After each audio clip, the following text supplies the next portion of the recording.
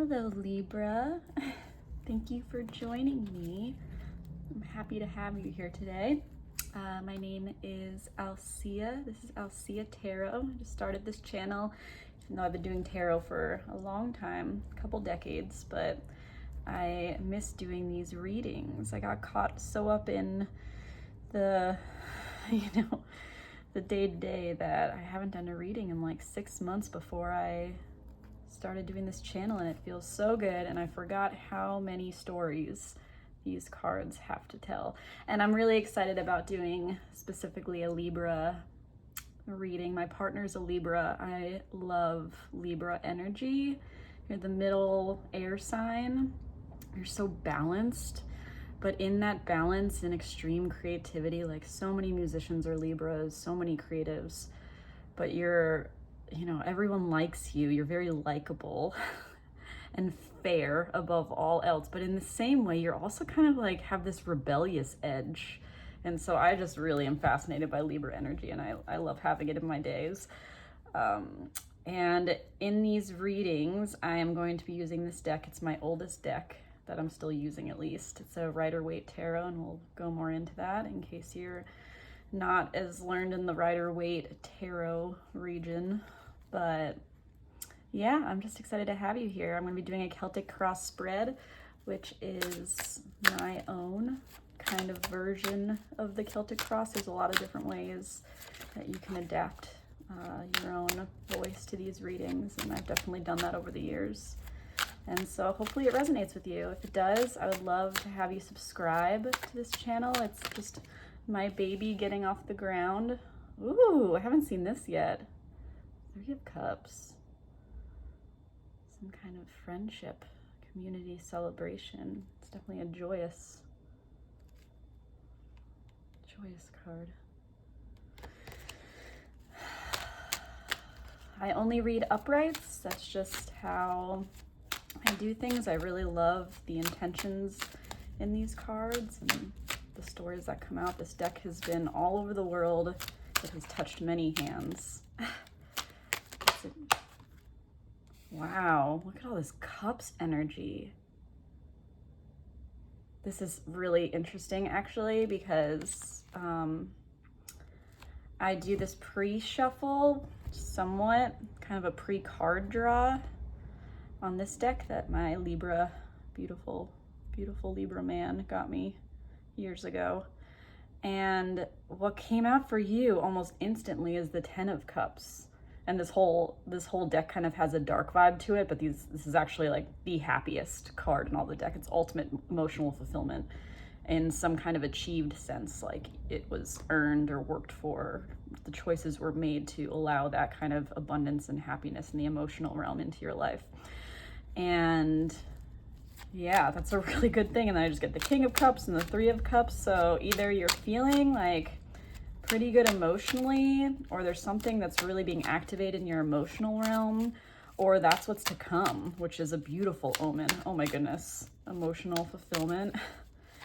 You deserve it. Libras are the best. And this can also be for anyone that has Libra placements and feels the Libra energy in their life, or identifies with this, or just this reading called to them and they found it, because I completely believe in that. Like, so much of our world is energetic and beyond the 5 senses that we perceive it with. Ooh, that's my card, Pisces. Witchy goodness, very tarot reading. All right, so let's get into it, Libra. Libra, angel, spirit guides, ancestors, relatives, please give me this card, this reading for Libras. Show them what they need to know, my Libras.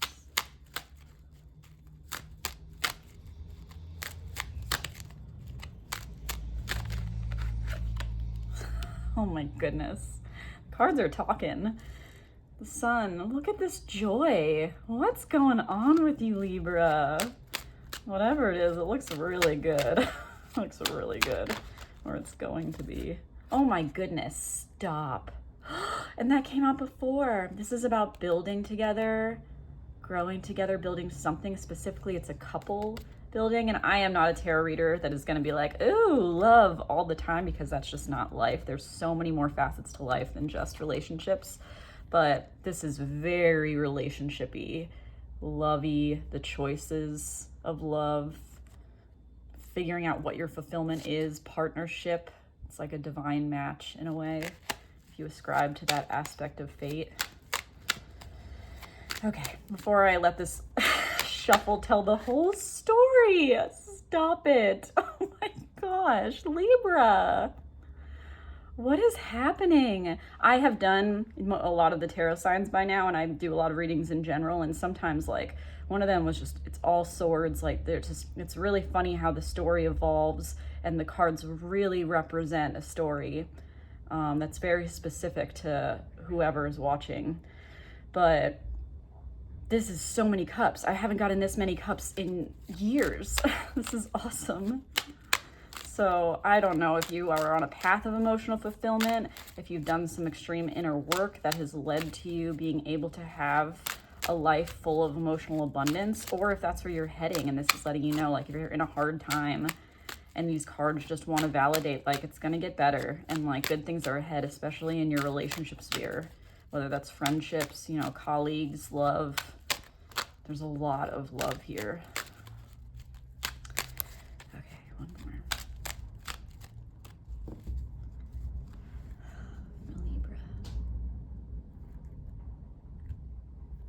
Oh, that was clear. Okay. Fascinating. I'm really interested to why did I do that? It goes here. Well, I guess it goes here now. I'm really fascinated to see what this story tells us, because sometimes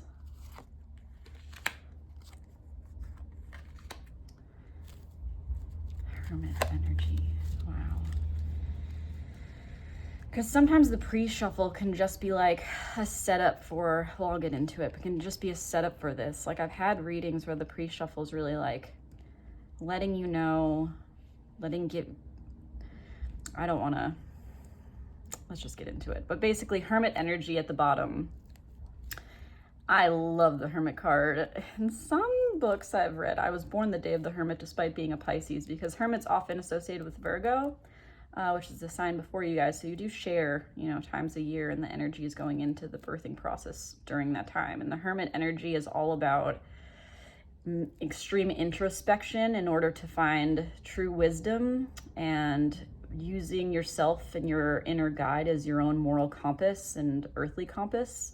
And he's like has his eyes closed and he's looking down. It's like a deep knowing while the light shines the way, and he's in a deep state of contemplation. And the Hermit's just such a beautiful card, rooted in this like inner wisdom and inner guidance, usually because of something learned through tough lessons. That's often the energy behind it, I find, is that it's some type of earned wisdom, in the sense that we learn the most about ourselves in the hard times. And I said this in another reading, like when things are easy, you just kind of coast. But when things are hard and there's a lot of friction in your life and tension and hard mirrors in the forms of other people, is when you really see yourself, and then you can grow. And that is often a very painful process. And you can kind of feel like this person has been through pain, but that's also the beauty of life. Like if it was all just easy, there'd be no growth. And the Hermit is definitely a card of growth. And this is your bottom of the deck. Oh my God. This is the bottom of the deck. I don't know why I want to do that, but the bottom of the deck, a lot of times readers say, is like the river beneath the reading. I love the way that description works, or the underlying energy for this that sets the foundation of this whole thing, or just something to keep in mind as we go through the story. So let's get into it. So I don't know what you know about the Celtic cross spread, but this is the kind of immediate surroundings where you're currently at leading up to the outcome, and we'll go through it card by card, but let's see. Wow.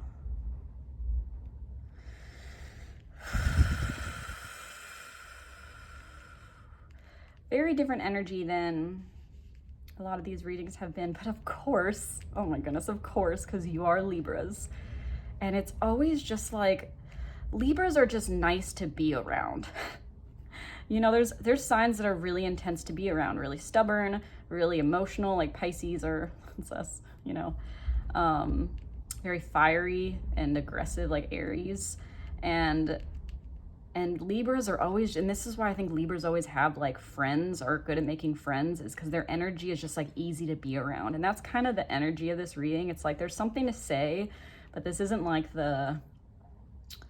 it doesn't really feel like the intensity of the other readings in a good way. I'm not saying that this is an important way, because it is, because this is showing an interesting contrast in the sense of this is where you're at, card number 1, and this is your crossing card. Some people say the bridge you're crossing.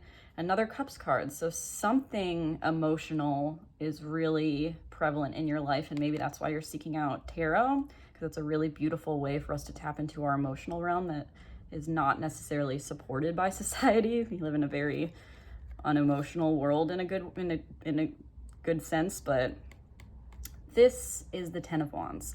So in the Rider-Waite deck, there's the Major Arcana and the Minor Arcana, and the Minor Arcana is divided into the 4 suits, and they all correspond to an element. So this is fire, which is Wands.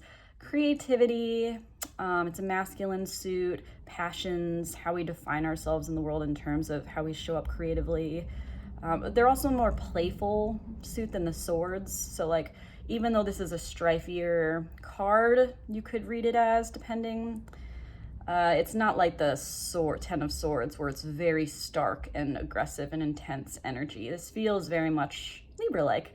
It feels like you have been dealing with a lot, whoever I'm reading for, or you feel like you are carrying a lot, which is exactly what this card symbolizes. This guy's almost to town. He's holding all these wands. There's new growth coming out of them. So maybe there's some new project that you've been trying to do and it just feels like a big weight and you're carrying it all yourself, or you feel like you are, like his back is hunched. He's just trying to get to town. He's looking down. He can't even look ahead because he's just trying to hold all of it together. So maybe you're feeling like you're holding a lot together in your life or for the people around you. That can also be a thing. This feels more like you have taken on a lot. And maybe this is in terms of like earthly stuff, career, your creative pursuits, whatnot, and you're just figuring out how to get it all to town. You know, it doesn't feel defeated. You know, sometimes I get this card and it has this feeling of like, I'm about to drop all of this. I don't even care about getting to town. This is too much. This feels much more like you're handling it, but it's just been a lot of things. You're multitasking or you're holding together. And this card is your crossing card. Knights are pages or ideas. Knights are more the action taken from the ideas, or action in motion, or putting something to fruition. The knight is a very beautiful, kind of a noble looking knight. Even his horse looks very dapper, but he's not the fastest moving knight, like the Knight of Wands or the Knight of Swords especially, but he is giving some kind of offer. This can often be read as an emotional offer, a proposal, and asking someone out, that kind of energy, where he's like curiously offering his cup and seeing what happens, but in more of a reserved way than some of the other knights show up as. So as your crossing card, it could be that you're waiting for an offer. If you're looking at it very literally, like you're waiting for an offer from someone or a new beginning in your relationship sense, or you are debating whether to give someone an offer to maybe take away this burden you're feeling, or maybe the burden is caused by the lack of offer coming in, or the lack of change is also what I'm feeling. This some type of like, you want some type of movement in your emotional sphere and it's just not coming, and you just feel very kind of burdened by that, and stagnant almost. Although, yeah, there's something about this horse kind of just like not really moving, just kind of standing there and looking down, and it's like, what's gonna happen, or like, when's it gonna happen? And so there's something about a needed change or some contention around an offer that you want to come in or you want to make. But let's look at the rest of the cards around this, because that will give a much clearer picture. Goodness. Oh, wow. So this Queen of Swords, was under the Ten of Cups, and this is the King of Swords. Huh. Wow. Again, this feeling of waiting. So mentor years ago told me, as far as this goes into your past, this goes into your future. And then this is kind of the underlying theme. Some people say the reason for the reading, and this is the overhanging theme, kind of what's coming in or what's overhanging all of this. And so there's like a swords aspect coming in from this feeling of discontent and weight. And I say weight because I haven't gotten the Hangman also in like a year. And that feels very potent energy. So your past, you've been waiting for something, or you've been trying to get a different perspective on something. This can mean a necessary perspective shift, surrendering to what is out of your control. Maybe there was some type of feeling of surrender that you needed to do around something that felt like it was not happening, like not coming, or a burden. And now you're almost there, like you're almost like at a point of like dropping all of this, letting this all go, but there's some type of stagnancy. Like the Hangman is in its beauty for being a major arcana, being a fated thing. Maybe there was some kind of pause in your life or some kind of necessary stalling because of outside circumstances. Things outside of your control is often that kind of energy, or like a lesson that had to be learned, but some kind of like feeling like things just weren't really happening, or you needed to wait, and it could have been frustrating for you. Or you could have been serene about it, but it just feels like nothing was really coming to fruition. And so where you're at now is this feeling like I'm almost there, or I'm ready to release this burden, or there's finally movement happening, but you want an actual offer, or it just feels like there's a lot of stagnancy here, maybe in terms of your emotional life, because this is coming across as emotional. All the cups before, and maybe a lot of those really beautiful cup cards was to let you know that like emotional fulfillment is on the way, or the universe is not depriving you of emotional fulfillment, I want to say. Things just have their time, almost like a divine timing aspect. The root of the reading, how some people say that this is the reason for the reading. I think of it more as like what has been the foundation of your life and is now passing out, because this is kind of coming in. And this is the Two of Wands. Again, some kind of choice, but he's just standing still with the world in his hands, and he doesn't really know what to do with all of this either. This is a card of opportunity. He has all the skills he needs to move forward, but he's just standing there considering it. And the choosing is part of the process. Like, I want to say something about how waiting is part of the process. You know, we're always wanting kind of movement and change, despite the fact that humans are actually very afraid of change and the chaos that occurs from it. We always kind of are looking to the next thing, if that resonates. And it can take away from the beauty of the present, right? So many of like more spiritual practices are rooted in finding your presence, meditating, clearing your thoughts, being in the now. And there's something about that. And this character is a very meditative character. And the fact that it's a major arcana, it's almost like forced waiting. And so if there's been some type of surrendering to the process, I want to say, of the unfolding of your life, that's what this is kind of representing. And not needing to rush the future, and just kind of being in what is, even if it's a place of uncertainty, because that is part of the process. And then when you get to the place that you want to, which was all those original beautiful cup cards, you will appreciate it all the more because it took a journey to get there. And those are the things really that we appreciate because they feel earned. I just want to say that. I'm not sure if that resonates with anyone. But this is so about some type of choice you had to make in your life, maybe in terms of your creative realm. Maybe there was just like, you felt really overburdened and now you're just finally ready to make a change, because this is also a card of like oncoming change. The 3 is the change put into action, similar to the Knights. And that's why also I say this feels like some type of stagnancy leading into action, like self-promoted action, rooted in feeling stuck maybe, because this is just like all of these cards that are coming or are symbolized to be coming, like the 3, are the cards of the actual movement. But what's showing is the stalling or the stale energy or the feeling of waiting, whether within or without your control. What's coming in is Swords energy, and you are an air sign. So it's not like this is out of your realm. This is your power sign, as weird as that is, because the swords can be seen as more of a negative pop-up when you see them, depending on the reader. I love the challenging cards because I think, like I said before, that is the biggest invitation for growth of the whole deck. And so there's like, you're going from this place of almost like passion or drive, and then there's like a lot of cerebral energy coming in. This can be a person. I'm not sure if I'm reading for a masculine or a feminine, and we all contain both energies.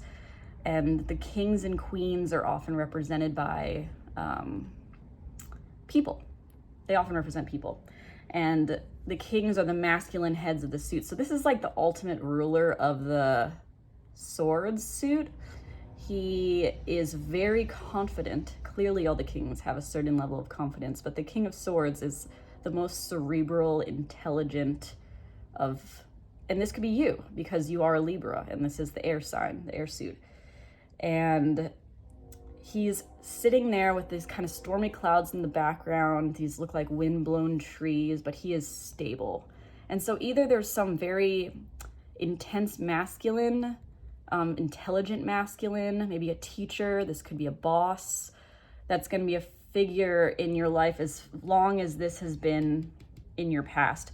And so maybe there was maybe this is a person that you are very attracted to, and this has felt like waiting to see what happens, waiting to see if there's an offer, and what's in your immediate future is this person is going to have a more prominent role. That could definitely be a thing. Or this is you, and you could definitely read it that way. This is you, whether you are whatever body, you are going to be in your masculine energy, and it's very like cutting things out, because he's taking the sword of truth and cutting out of his life what he needs to feel confident again, to feel strong again, to sit back on his throne, to feel like he earned his throne.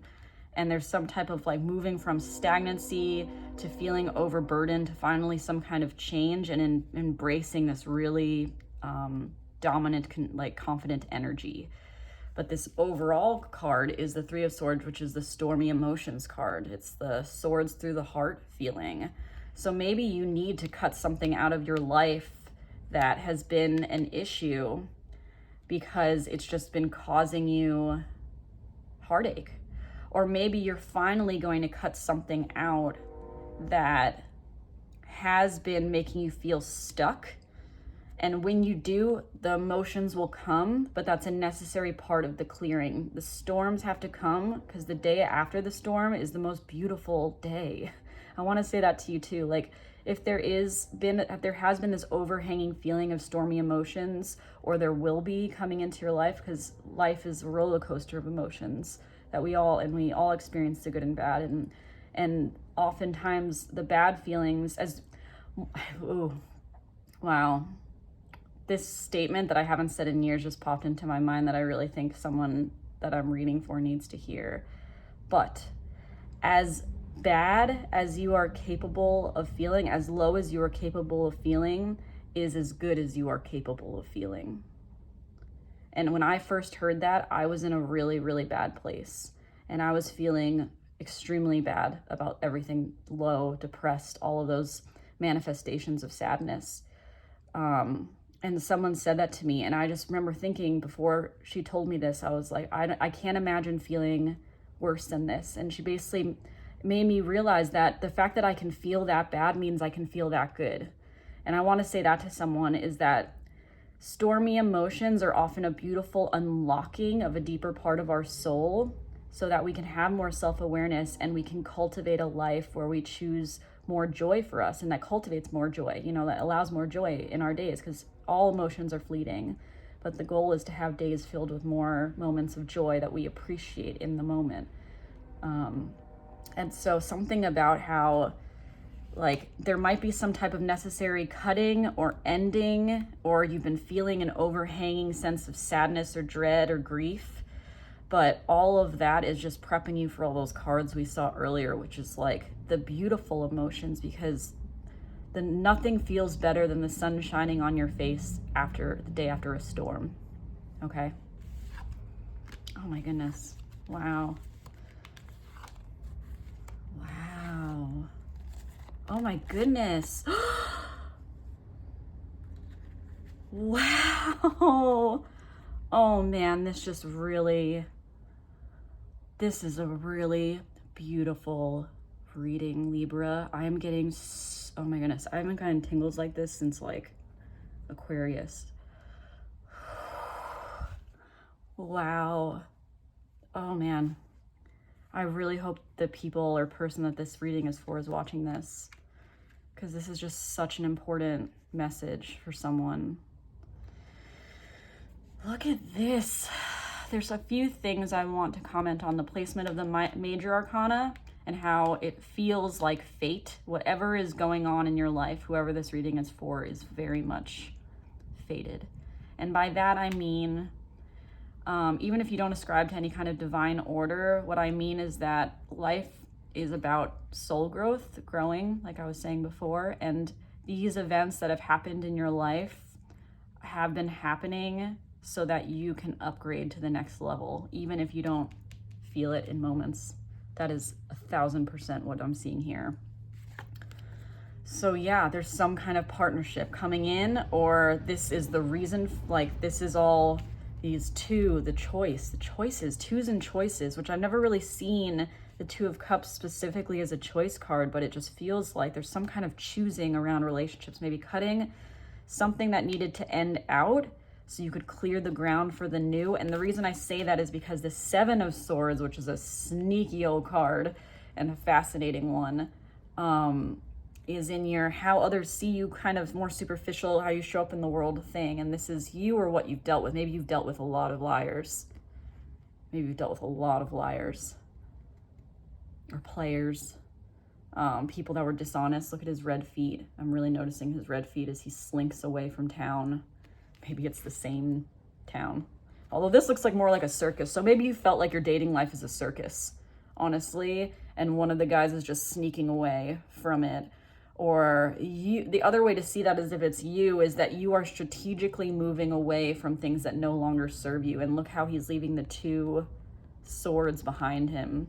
So maybe people have seen your dating life as a mess, or you feel it's a mess, or your relationships that have had just like a lot of like foibles. I would say, I've never said the word foibles, but a lot of hardship. And it's funny how he's leaving the two behind, the Two Swords behind, and slinking away with what he needs, right? So it can be read both ways. This is either a figure or the people you've dated or someone specific, or it's you getting away strategically from situations that no longer serve you. And maybe it's felt like a circus to you, which is why it's so burdensome. I'm kind of getting this message of there's been stagnancy in your life that has caused feeling of hardship, or like the way that it's represented as wands, it's almost like it's just annoying how things don't work out. It's like more of an annoyance than it is like a drastic pain thing. But you finally realize that you have to make a choice. Oh yes, you have to make a choice to cut things out yourself. And that might bring in hard feelings, you know, like walking away from something you know you need to walk away from, or a state of being, or letting parts of yourself die and appreciating them for the lessons they taught you, but evolving into something new can cause a period of real grief. Because you're not just mourning the loss of a person, you're mourning the loss of a dream of what could have been, or an idea of what was that was never real, or just something that it can just cause these turbulent emotions. But with this, I can't get over the storm aspect of this, which I don't normally focus on. But with the storm comes the most beautiful Ten of Cups existence after, sunshine after. Like the sun in the Ten of Cups, the Rider Waite version, the sun is just beaming over this family, frolic in a meadow. And like, when does the sun feel better than after a storm? I said that before, but I want to say it again. But when does the sun feel better than after a storm? And so maybe you are taking this full Libran King of Swords energy and just emotionlessly slicing out what, like, just getting into your power of that super cerebral, letting your knowledge of the facts lead you about what needs to happen. Because the way that Libras can kind of let things go to appease everyone or keep the balance energetically maybe hasn't been serving you in your emotional sphere, and you really just have to like set firm boundaries, take control of your life, and cut out things that are no longer serving you so that you can invite this in. Because maybe if you take this, what this section right now is symbolizing for you is this is what will be the result. And I'm saying that because your outcome, oh my goodness, could it be more clear? How fascinating. And it's just like, let's start with your hopes and fears though. The High Priestess again pops out. Similar, like you're getting these cards I've never had in another reading this year so far, and they're consistently popping out. And so that is really validating. But the High Priestess and your hopes and fears, you know, this is a beautiful, very Piscean card about intuition, following your intuition, trusting in a higher order, trusting that everything happens for a reason, even if you don't have like the visceral evidence, the 5 sense evidence that it was. And so maybe you've been trying to just like really figure out lately, or who knows how far back this spans, right? This could have been a journey for a bit, but maybe you've been trying to figure out what it is that through your feelings and getting in touch with your feelings, it is that you need to create the life of your life of happiness in terms of your emotional sphere. And this kind of represents this feeling of like, I really want to be more trusting in the universe, if that resonates with you. I really want to believe it all happened for a reason, or it's all happening for a reason, or that it's on a path, but you're kind of afraid to like fully embrace, but you will, but maybe you in the past, you've been afraid to fully embrace this Libran dominant energy and cut things out just based on your gut of knowing that there has to be more. If you're in a relationship, maybe you've just been settling in some way and you're just not, but it hasn't really, it felt like more like a burden than a blessing, I want to say. And you're just scared to really embrace that kind of like change, that emotional change, because you don't know if your gut is right. You don't trust your gut about it because maybe your logic didn't agree with it, or it's like, I thought this was what I wanted, that kind of energy. I'm getting that. Something about like being afraid of, but also really wanting to embrace your intuition from this card. But an interesting juxtaposition is having these two figures, and really only the major arcana besides this divine waiting or divine stalemate, I want to say, is the Hierophant and their counterparts, right? So there's definitely partnership all over this, manifested in different ways. But your outcome is the Hierophant in the sense of they are trines in the way that the High Priestess